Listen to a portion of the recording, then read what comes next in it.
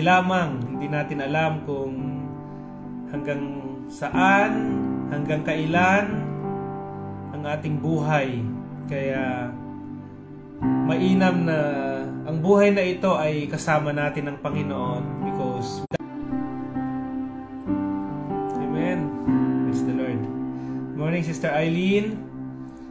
At sa bawat isa sa atin, magandang umaga. Tayo po muna ay manalangin, magpasalamat sa Panginoon. Dakilang Diyos na makapangyarihan sa lahat, salamat po Panginoon sa umagang ito. Salamat sa buhay na ipinahiram niyo po sa amin. Hayaan niyo Panginoon na araw-araw ay nababago yung aming buhay. Mas lalo kaming napapalapit sa inyo. Nakikilala ka namin Panginoon. At magamit ang buhay na ito para lamang sa inyo. Dahil ito ay galing din naman sa inyo. Purihin ka o Diyos, gabayan nyo kami sa aming devotion ngayon sa umagang ito. Puspusin nyo kami ng inyong banal na espiritu at maitanim sa aming mga puso ang inyong salita, Panginoon. Purihin ka. In Jesus' name we pray. Amen. Praise the Lord. Blessed Wednesday morning. Oo nga po, Wednesday na naman. Pastor and everyone, napakabilis ng panahon. May awitin tayo na ang title niya ay Without You, I Can Do Nothing. Wala tayong magagawa kung walang Panginoon sa buhay natin. Amen po ba? Good morning sa aking Mamang Lani from Dicraoyan, Tiague, Isabela, Philippines with my Papang Cesar watching na rin. Without Him, without the Lord, we can do nothing.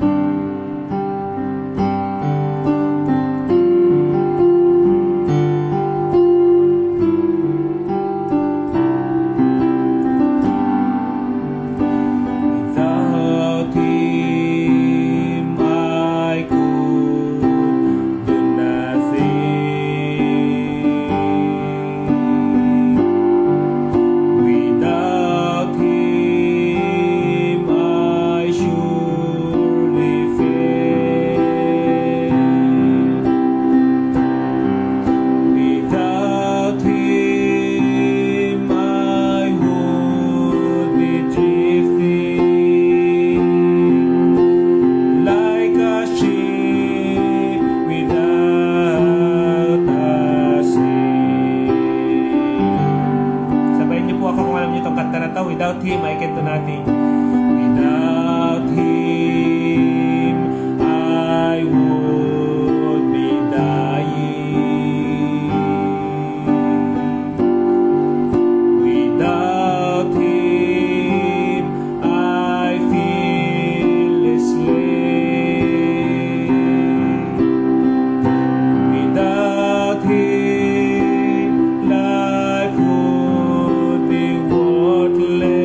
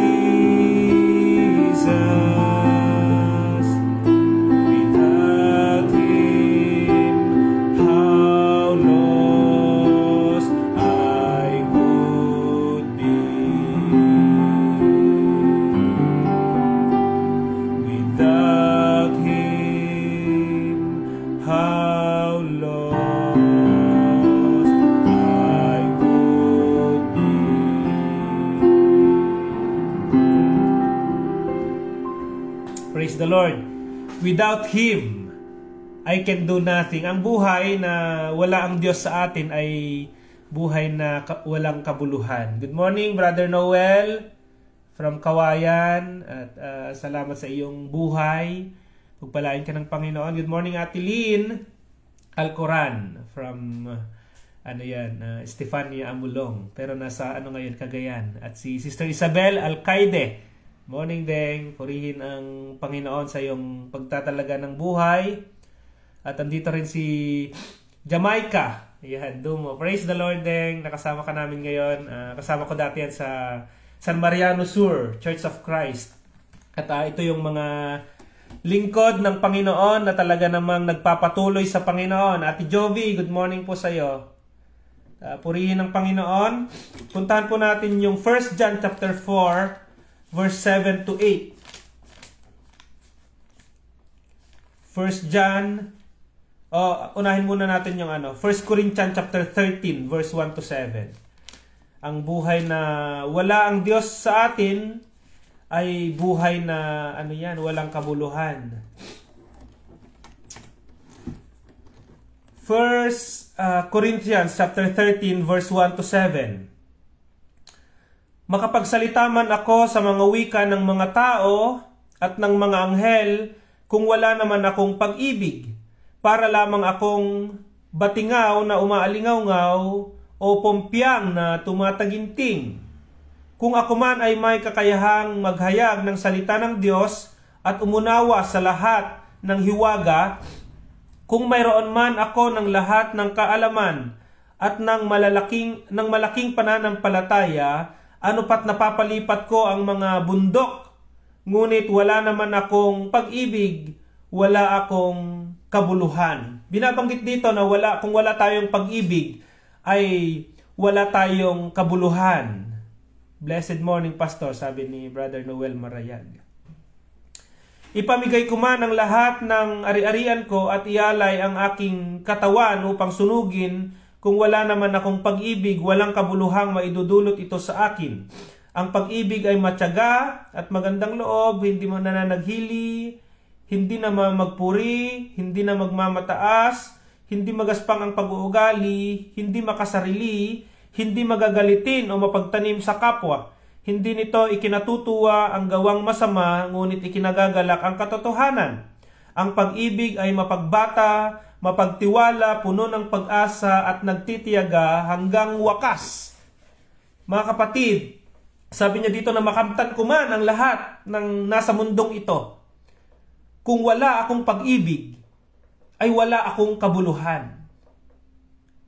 Sino ba yung pag-ibig na yan na binabanggit dyan? Na kapag wala sa iyo ang pag-ibig, ay wala kang kabuluhan. 1 John chapter 4, verse 7 to 8. Pasensyahan nyo na yung aking boses at na-homesick yata ako.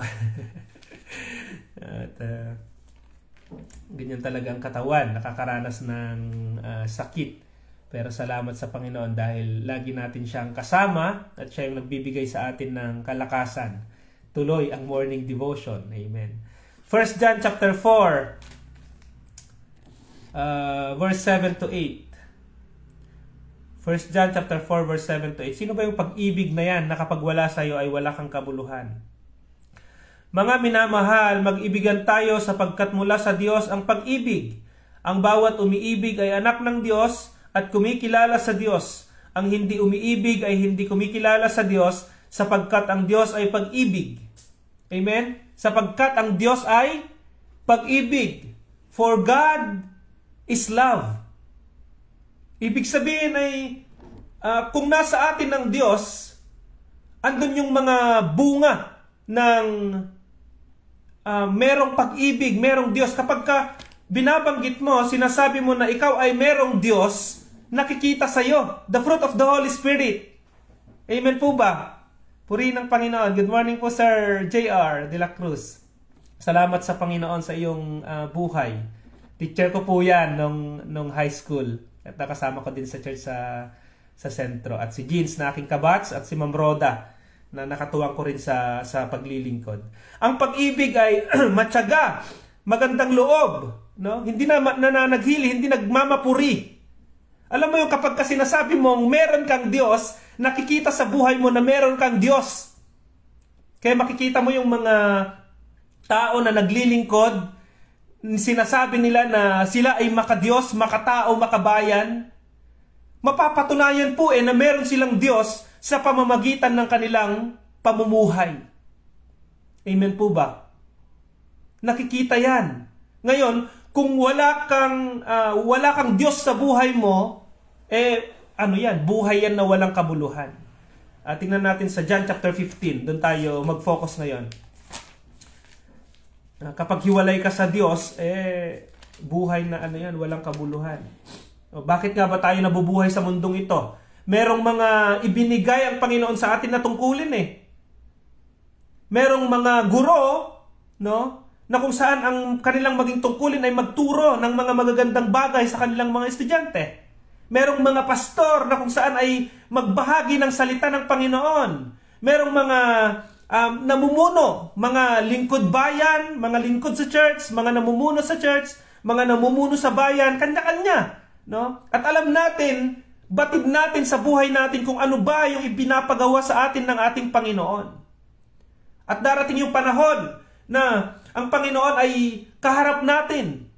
At ang bawat isa will give account to what we did when we are still alive, we are living in this world. No, magbibigay tayo ng pagsusulit sa Panginoon, magbibigay sulit sa Panginoon. Ginampanan mo, ikaw ba na pastor, ay ginampanan mo yung pagiging pastor mo nung ikaw ay nabubuhay sa mundong ito? Ikaw ba na isang Kristiyano ay talaga bang naging tagasunod ka ng Panginoon? Masasagot natin yun sa sarili natin Amen po ba? Good morning, Pastor Ernesto Quines, kapatid na Rainer at Ate Shirley. Dito na tayo sa John chapter 15 verse 1. Tapusin natin hanggang 17 siguro to. Yan na lang isulat niyo dyan. John chapter 15 verse 1 to 17. Ako ang tunay na puno ng ubas at ang aking ama ang tagapangalaga. Pinuputol niya ang bawat sangang hindi namumunga at kanya namang pinuputulan at nililinis ang bawat sangang namumunga upang lalong dumami ang bunga. No? Merong isang puno, yan ang ating Diyos, at merong mga sanga. Tayo naman yon. Tayo yung mga sanga na nakakabit tayo doon sa puno. At kapag tayo ay hindi namumunga, pinuputol tayo at itinatapon. Ngunit kung sinasabi mo na ikaw ay nakakabit doon sa puno, ikaw ay isang lingkod ng Panginoon, meron kang bunga. Amen po? Meron kang bunga. Pagpatuloy natin. Manatili kayo sa akin at manatili ako sa inyo. Hindi makakapamunga ang sangang hindi nananatiling nakakabit sa puno. Gayon din naman, hindi kayo makakapamunga kung hindi kayo manatili sa akin. May mga utos dyan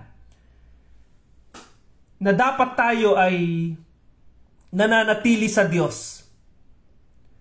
Kaya nakakatakot minsan yung nagkakaroon tayo ng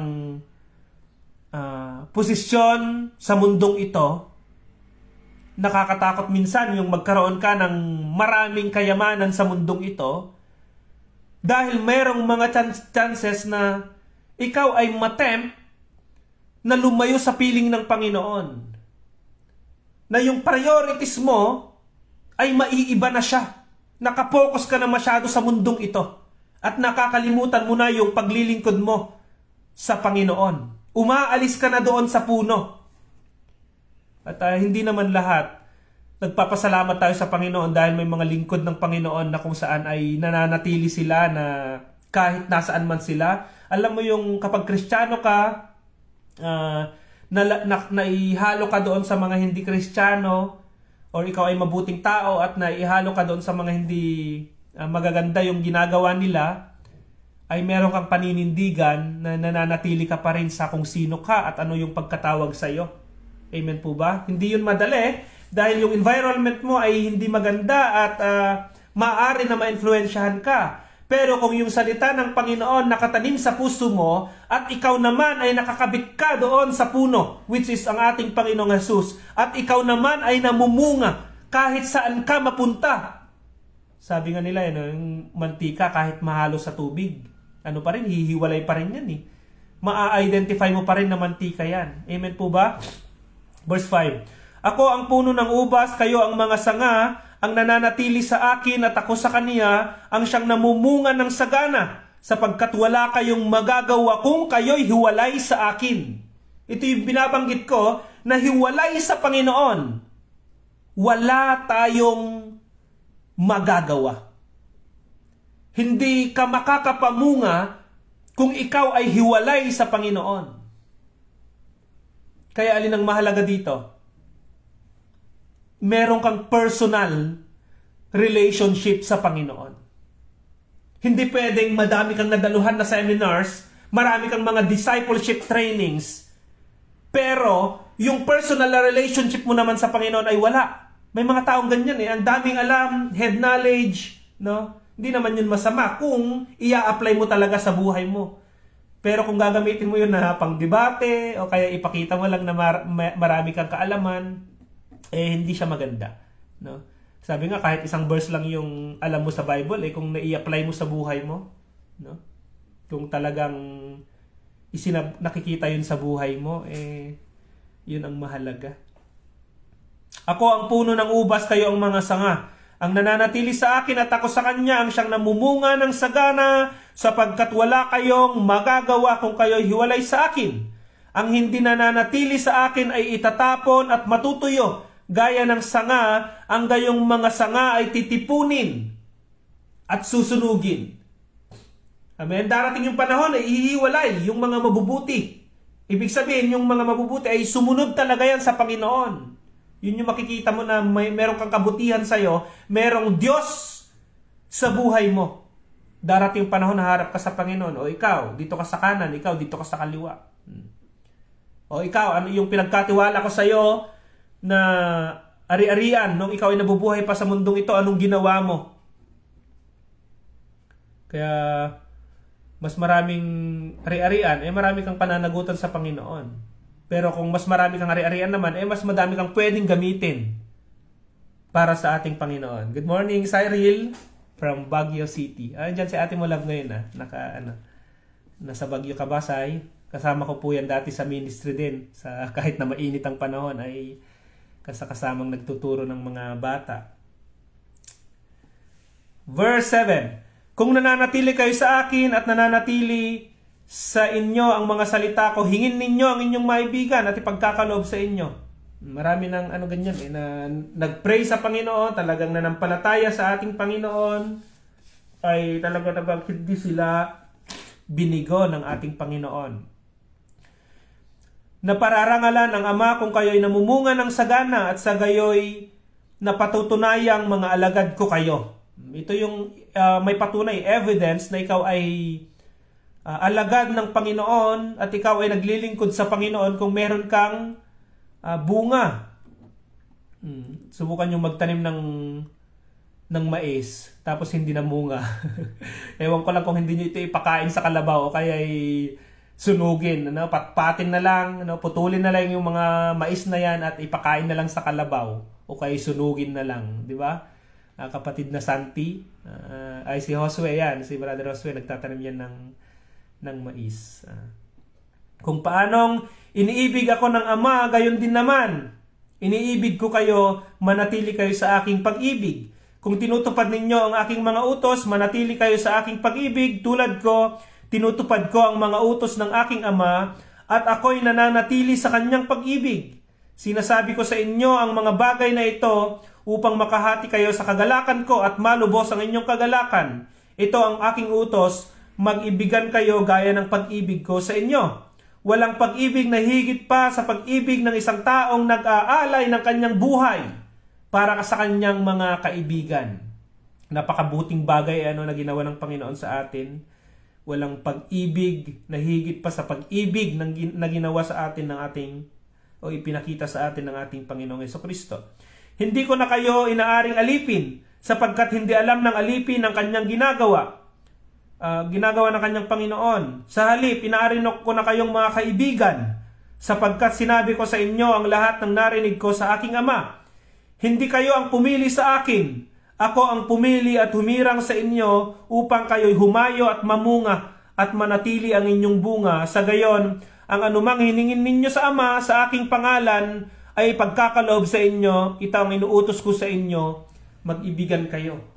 Amen? Ito yung mga bunga ng isang Kristiyano, isang lingkod ng Panginoon. Nakakabit siya sa Panginoon. Meron siyang personal na devotion sa Panginoon. Amen. Mga kapatid, kumusta ang inyong quiet time?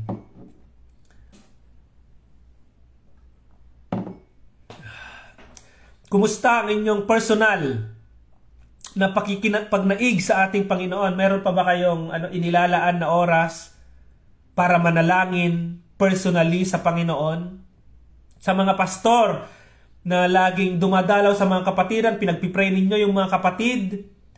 At kumusta naman ang inyong mga buhay? Meron po ba tayong inilalaan din na oras upang tayo ay mag-pray, no? Makipag-usap sa Panginoon ng sarilinan, mga kapatid? Kaya minsan may mga nawawalang naglilingkod sa Panginoon dahil nadalo lang kapag kalinggo, kapag may mga birthday, may mga kasalan, nakakapunta lang ng church.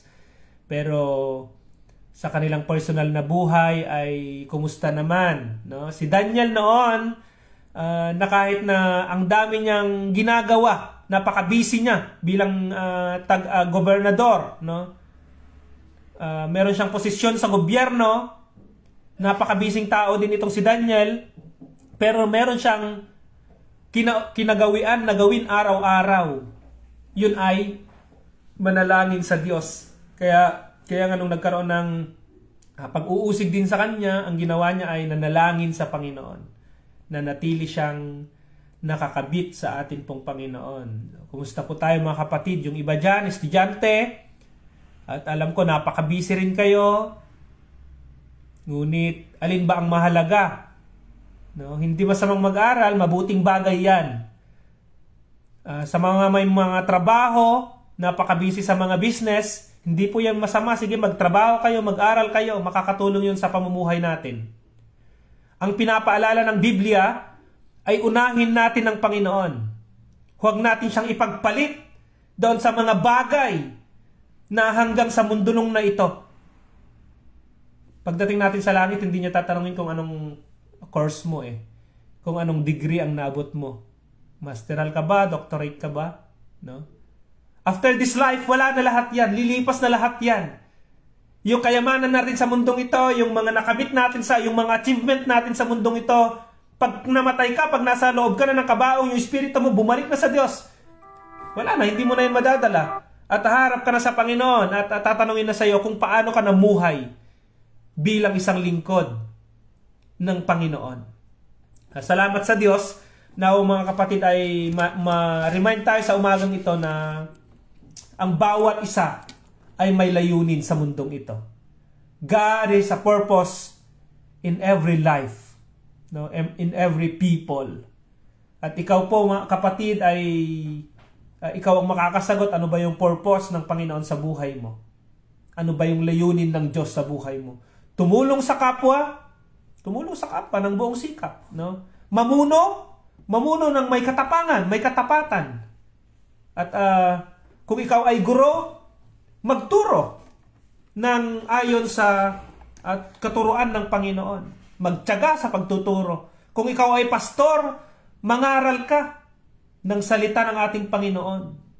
Amen po ba? Ano ba yung pagkatawag sa atin? Ano ba yung purpose ng buhay natin? Mga kapatid, lagi kong pinapaalala ito.